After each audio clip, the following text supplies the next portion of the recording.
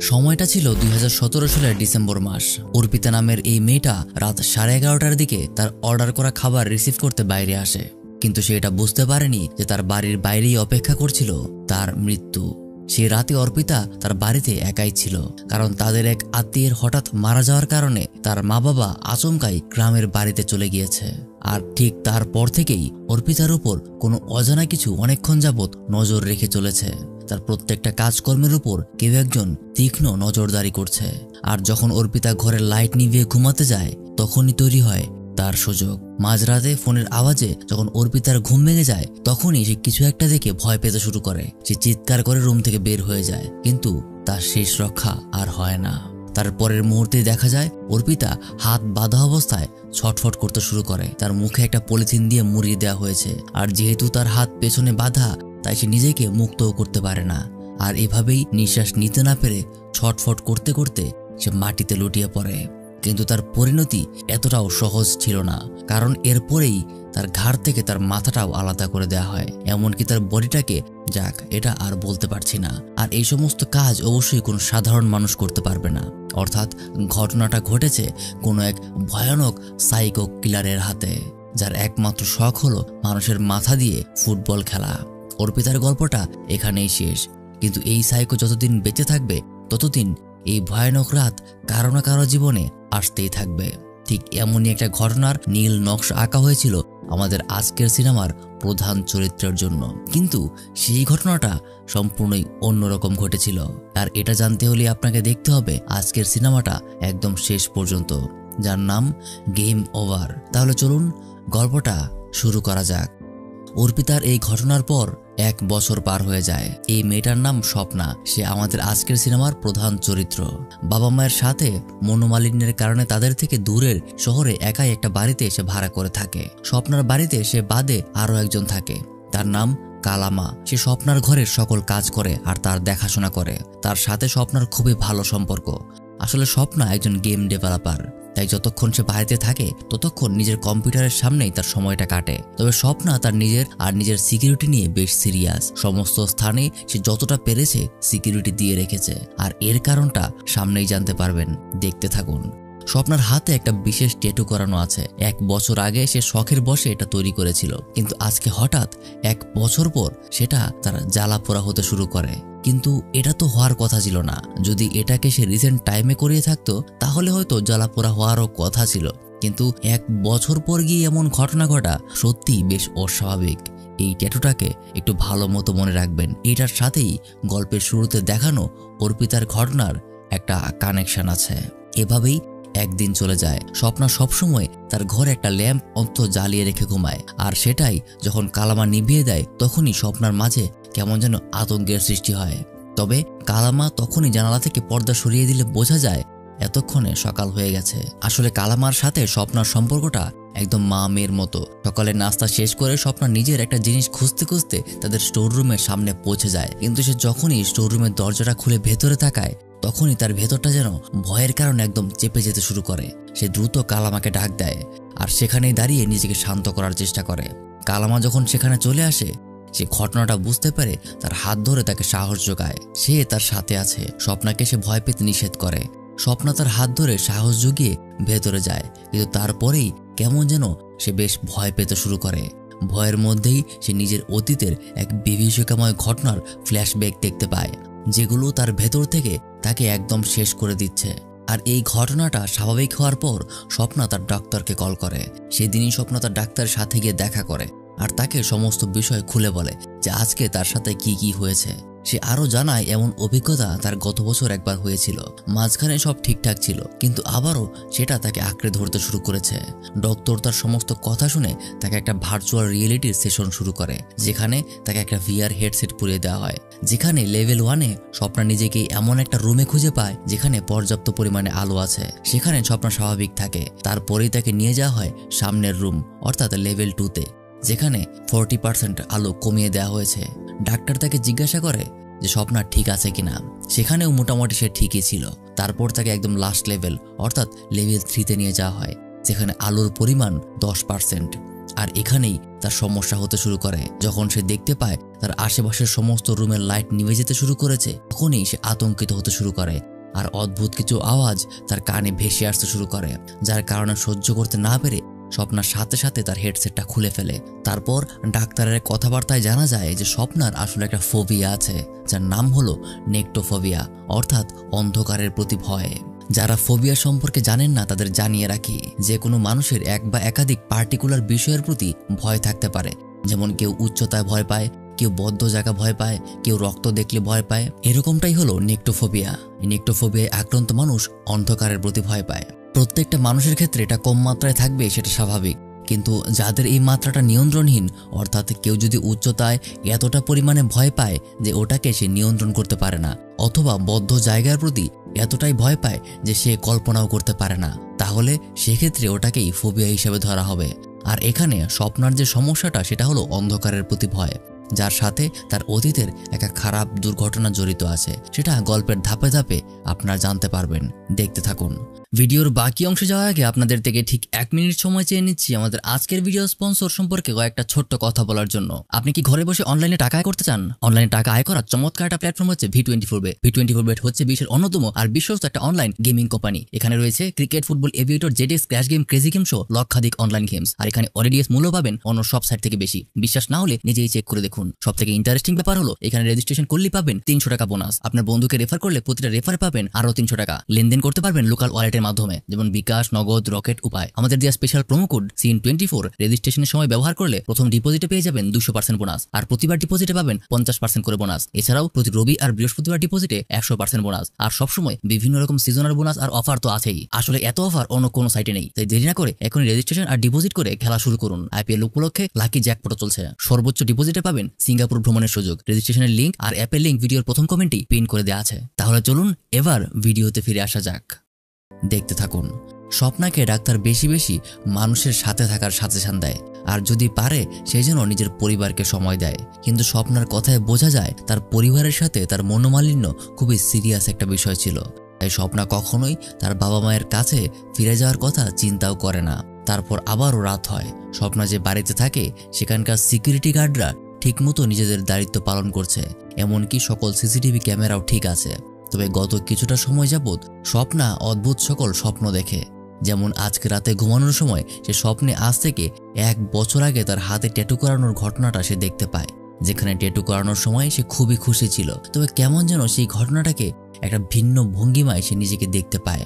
এভাবেই হঠাৎ মাঝরাতে তার ঘুম ভেঙে যায়। তবে সেখান থেকে উঠে বসতে গিয়ে হাতের ধাক্কায় টেবিলের উপর জ্বালানো ল্যাম্পটা নিচে পড়ে গিয়ে ভেঙে যায়, যেটা সাথে সাথেই তাকে আবারও আতঙ্কিত করে তোলে। আর কারণটা হলো তার সেই ফোবিয়া। অন্ধকারে নিজের ভয়টাকে সামলাতে না পেরে লাইট জ্বালাতে গিয়ে ভুলবশত সে তার ঘরের আয়নার উপর পড়ে যায়, যার কারণে তার হাতে একটা ক্ষত তৈরি হয়। সেটাও স্বাভাবিক ছিল। অস্বাভাবিক বিষয় তখন ঘটতে শুরু করে যখন স্বপ্না নিজের হাতে ট্যাটু করা ওই স্থানটায় অনেক জ্বালা পোড়া অনুভব করতে শুরু করে। সকালে কালামা বিষয়টা শুনতে পেরে অনেক রাগ হয় আর তাকে ব্যান্ডেজ লাগিয়ে দেয়। ঠিক তখনই টিভিতে একটা নিউজ চলতে শুরু করে, যেখানে আবারও একটা মার্ডার কেস সামনে চলে আসে। সেখানে ঠিক 1 বছর আগে অর্পিতার খুন যেভাবে হয়েছিল ঠিক একইভাবে আরও একটা মেয়ের মৃত্যুর খবর জানা যায়। বলতে বলতে তখনই আবারও স্বপ্নার হাতের ওই ট্যাটুতে জ্বালা পোড়া করতে শুরু করে, যার কারণে সেদিনই স্বপ্না সেই ট্যাটু হাউসে চলে যায়, যেখানে 1 বছর আগে সে নিজের ট্যাটুটা করিয়েছিল। সেখানে যে মেয়েটা তার হাতে ট্যাটু করেছিল, মেয়েটাও তাকে জানায় এত বছর পর এই সমস্যা হওয়ার কোনো প্রশ্নই আসে না, হয়তোবা তার নিজেরই কোনো শারীরিক ত্রুটি আছে। এই কথাগুলো শুনে যখনই স্বপ্না সেখান থেকে চলেই যাবে, ঠিক তখনই মেয়েটা কি যেন মনে করে তাকে ডাক দেয়। স্বপ্নাকে সে জানায় যে ওই সময়টাতে নাকি তার সাথে দেখা করার অনেক চেষ্টা সে করেছে, যোগাযোগ করারও অনেক চেষ্টা সে করেছে, কিন্তু স্বপ্নার প্রশ্ন কেন, কোনো সমস্যা কি হয়েছিল? ঠিক তখনই মেয়েটা প্রথমেই তার কাছে সরি বলে এবং জানায় গত কিছু বছর ধরে নাকি একটা ট্রেন্ড চলছে, যেখানে মানুষজন তার প্রিয় মানুষদের হারানোর পর তাদের শেষ আস্তিয়া দিয়ে একটা বিশেষ রং তৈরি করে, আর সেই রং দিয়ে তাদের হাতে ট্যাটু তৈরি করে। ঠিক এমনই একজন মহিলা তার মৃত মেয়ের শেষ আস্তিয়া দিয়ে নিজের হাতে ট্যাটু করাতে এসেছিল তাদের কাছে, কিন্তু ট্যাটুর রং তৈরির পর ওই মহিলা আর আসেনি, যার কারণে ভুলবশত সেই রং দিয়েই স্বপ্নার হাতে ট্যাটুটা করা হয়েছিল। যেটা শুনতে পেরে স্বপ্না খুব রেগে যায়, কারণ তার শরীরে কোনো অন্য কারো শরীরের অংশ মিশে আছে, যেটা তাকে জানানো হয়নি। মেয়েটা তার কাছে অনেক ক্ষমা চায়, কিন্তু স্বপ্না তাকে অনেকগুলো কথা শুনিয়ে সেখান থেকে চলে আসে। বাড়িতে কালামা তাকে একটা সান্ত্বনা দেয় যে এটা ভুলবশত হয়ে গেছে, তাই মেয়েটাকে যেন সে ক্ষমা করে দেয়। কিন্তু স্বপ্নার একটাই কথা, এই ট্যাটুটা তৈরি করার পর থেকেই তার জীবনের সব খারাপ ঘটনাগুলো একসাথে ঘটতে শুরু করেছে। এই ট্যাটু করার পরেই তার জীবনটা বিভীষিকাময় হয়ে গেছে, যেটা সে কখনো কল্পনাও করতে পারেনি। আসলে আজ থেকে 1 বছর আগের ওই সময়টাতে স্বপ্না তার প্রাক্তন প্রেমিকের হাতে রেপ হয়েছিল, আর এখন পর্যন্ত সে নিজের স্বপ্নে এবং আতঙ্কিত মুহূর্তে যে ফ্ল্যাশব্যাকের ঘটনাগুলো দেখত, সেটা আসলে এই ঘটনাই ছিল। সেই ট্রমা থেকে সে এখনো বের হতে পারেনি। অন্ধকার দেখলে যেরকম সে ভয় পায়, তেমনি সেই ভয় আবারও তাকে এই ঘটনার সাথে যুক্ত করিয়ে দেয়, যার কারণে সে তখন নিজেকে আর সামলাতে পারে না। গত 3টা মাস সে কখনোই একটা রাতও ভালো মতো ঘুমাতে পারেনি। সবসময় তার মাঝে একটা আতঙ্ক কাজ করে, যেটা থেকে সে বের হতে পারছে না। সে কখনোই বন্ধু বান্ধবদের সাথে সময় দিতে পারে না, কারণ একটা মানুষের প্রতি বিশ্বাস আনার ক্ষমতাটাই সে হারিয়ে ফেলেছে। পাশাপাশি ফ্যামিলি প্রবলেম আর এই একাকিত্ব জীবন এতগুলো সহ্য না করতে পেরে সে একসময় একটা খারাপ ডিসিশন নিয়ে ফেলে। কিন্তু সে কাজ করার আগেই তার হাতের ট্যাটুতে আবারও জ্বালাপোড়া করতে শুরু করে, যার কারণে এবারের মতো সে নিজেকে আটকে নেয়। তবে সে সিদ্ধান্ত নেয় তার এই হাতের ট্যাটুকে সে রিমুভ করে ফেলবে। কথা মতো সে পৌঁছে যায় সেই ট্যাটু হাউসে।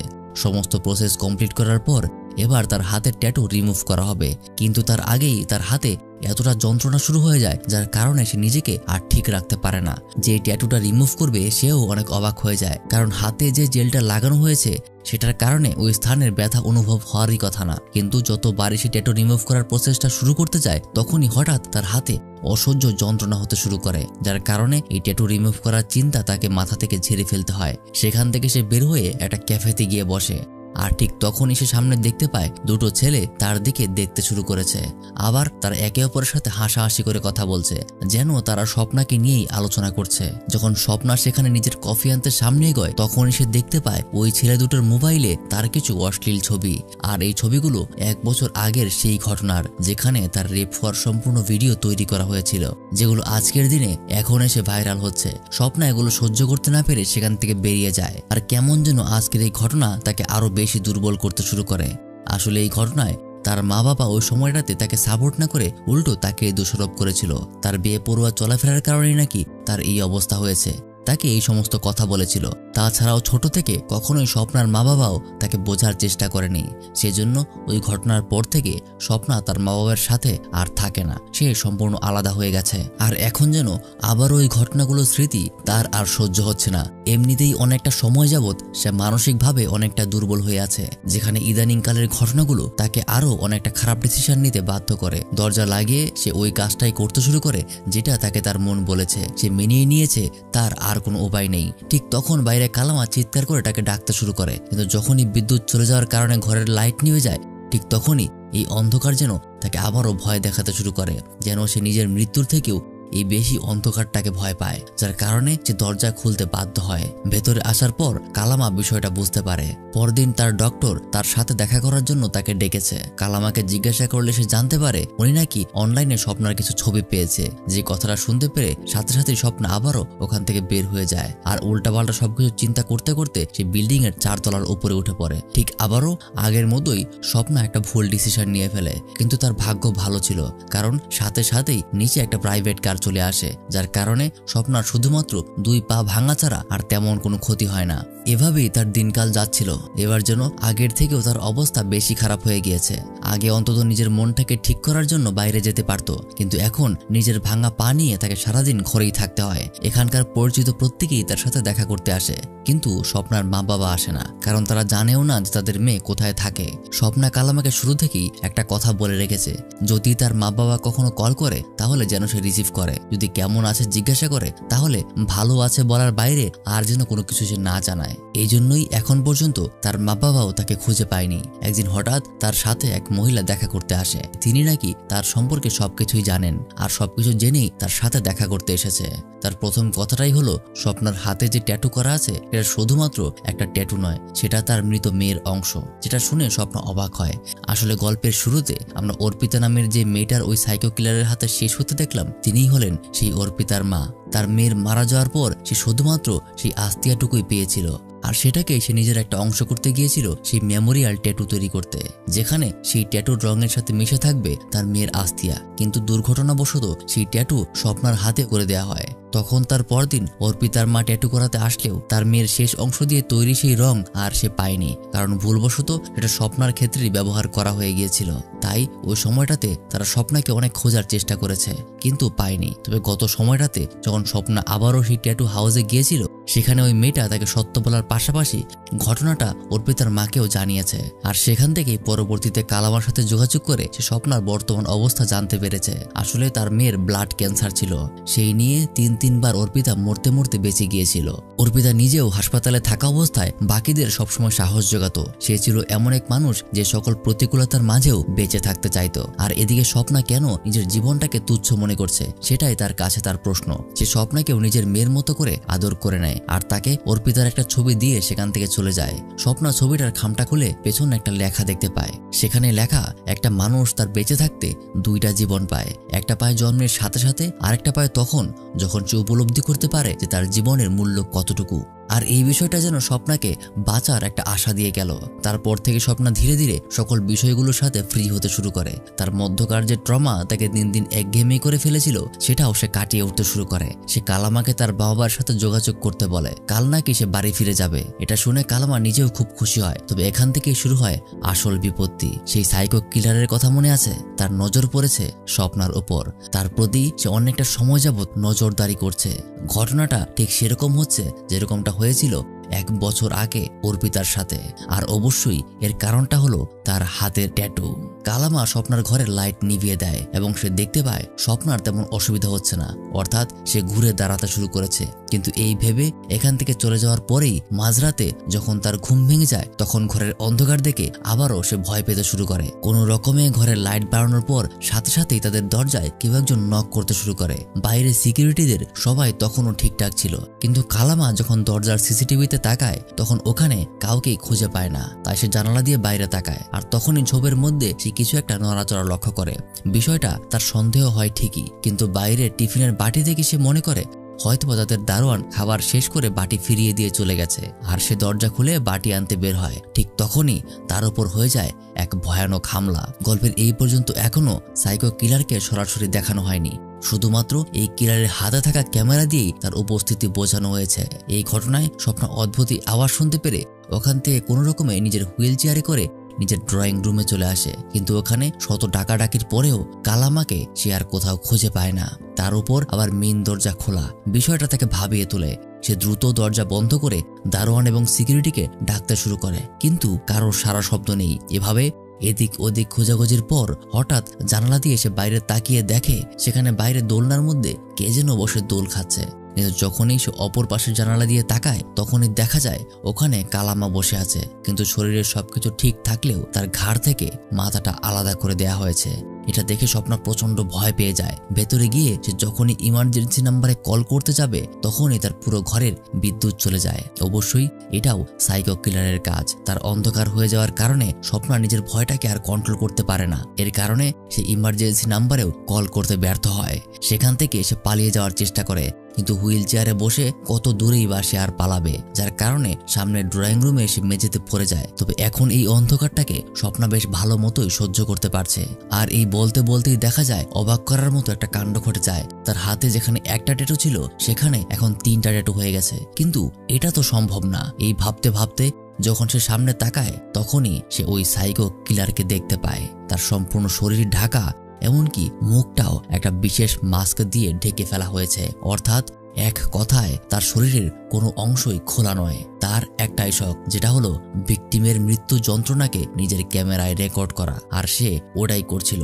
স্বপ্না সেখান থেকে হামাগুড়ি দিয়ে পালিয়ে যাওয়ার চেষ্টা করছে, কিন্তু লাভ নেই। ঠিক তারপরেই সাইকো তাকে আটকে ফেলে। স্বপ্না চিৎকার করে দারোয়ানের চাচাকে ডাকতে শুরু করে, কিন্তু কাউকেই সে খুঁজে পায় না। এভাবে একসময় ওই কিলার তার চুল ধরে নিজের হাতিয়ারটাকে তার গলার উপর ধরে বসে, আর এভাবেই একসময় 2 কোপে তার ঘাড় থেকে মাথাটাকে আলাদা করে ফেলে। তারপর তার বডিটাকে সে অর্পিতার মতো করেই জ্বালিয়ে দেয়। স্বপ্নার গল্প এখানেই শেষ। কি ভাবছেন সিনেমা এখানেই শেষ? না, এখানেই শেষ নয়, কারণ এই সম্পূর্ণ ঘটনা ছিল স্বপ্নার একটা দুঃস্বপ্ন। তবে ঘুম থেকে উঠেই যখন সে নিজের হাত চেক করে, তখন সেখানে মাত্র 2টা ট্যাটু করা আছে, যেখানে স্বপ্নার মধ্যে তার হাতে ছিল 3টা ট্যাটু।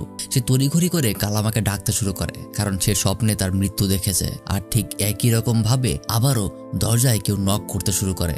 স্বপ্না সেখান থেকেই কালামাকে দরজা খুলতে নিষেধ করে, কিন্তু কালামা বিষয়টাকে তেমন গুরুত্ব দেয় না, বলে তার দারোয়ান চাচা নাকি খাবারের বাটি দিয়ে গেছে। এই বলে দরজা খুলে সে বাইরে বের হয়। আর স্বপ্না যখন বুঝতে পারে যে কালামা তার কথা শুনেনি, তখন ওখানে থাকা একটা কাচের বোতল সে ছুঁড়ে মারে, যার কারণে কালামা দ্রুতই আবার সেখানে ফিরে আসে। কিন্তু ঘটনা যেহেতু কিছুটা পরিবর্তন হয়ে গেছে, বোধহয় অন্য কিছু তাদের জন্য অপেক্ষা করছে। ঠিক যেমনটা তারা চিন্তা করেছিল তেমনটাই হয়।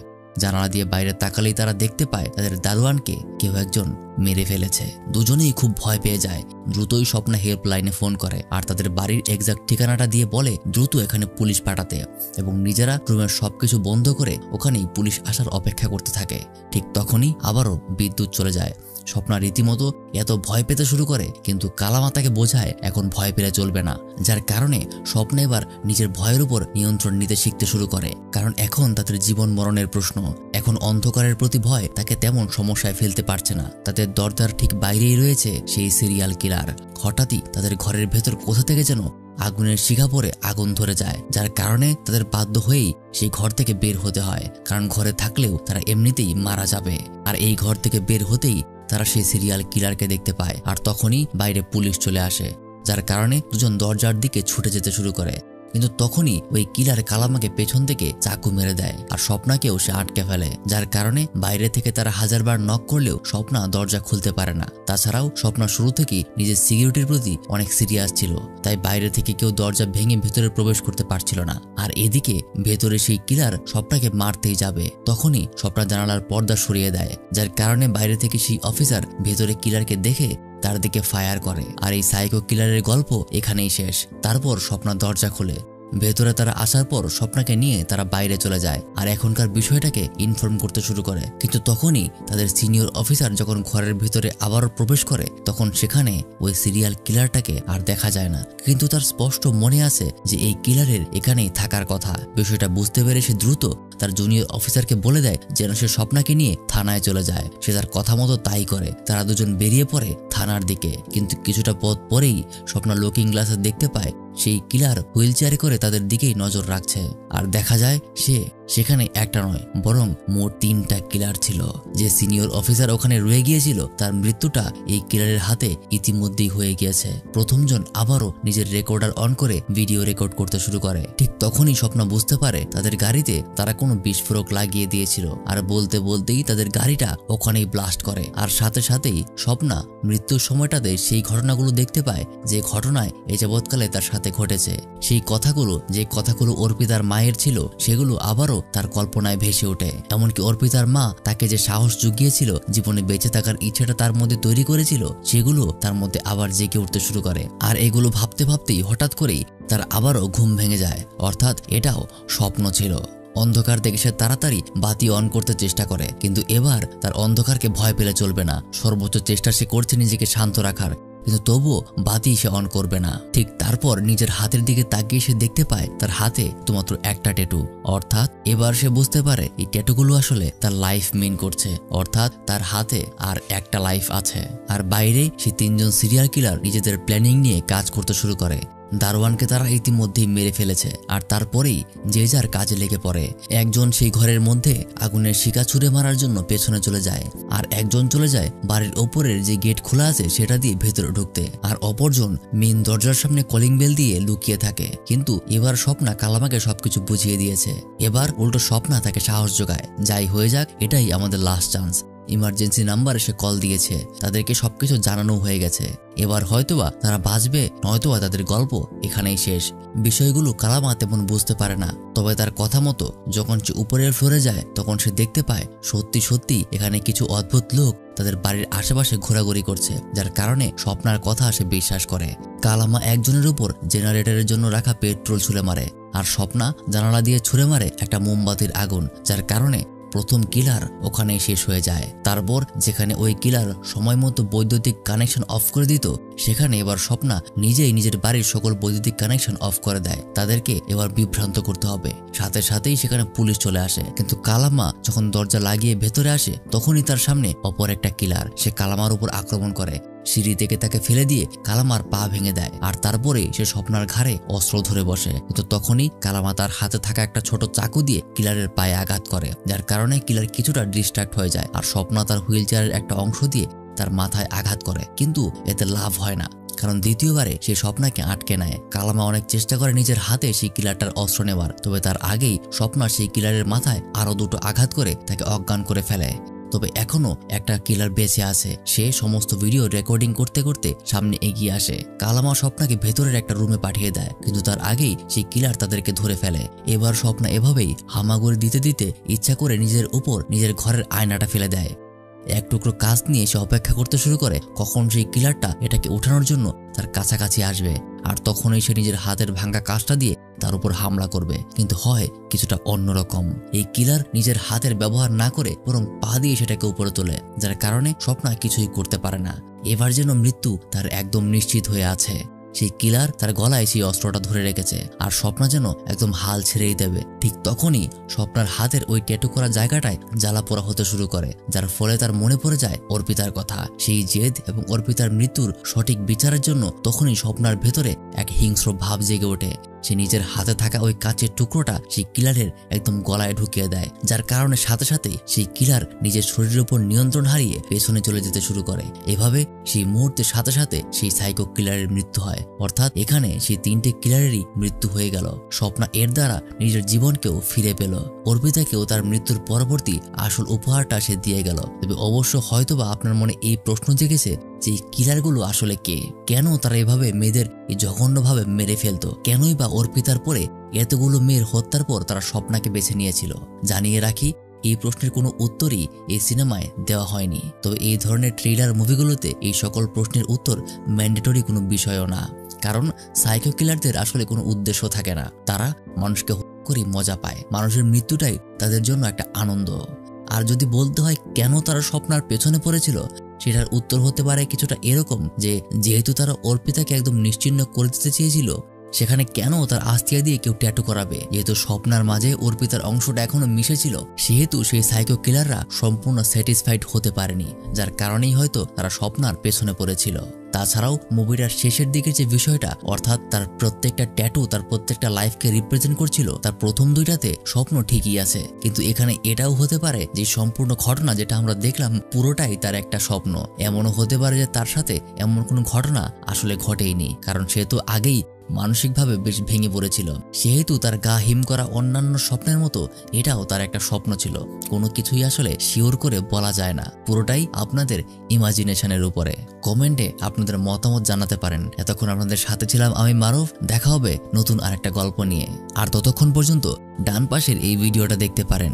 যদি এই ভিডিওটা ভালো লেগে থাকে, আশা করি এটাও আপনার অনেক ভালো লাগবে, কারণ এটাও কিছুটা সাইকোলজিক্যাল গেমই খেলবে আপনার সাথে।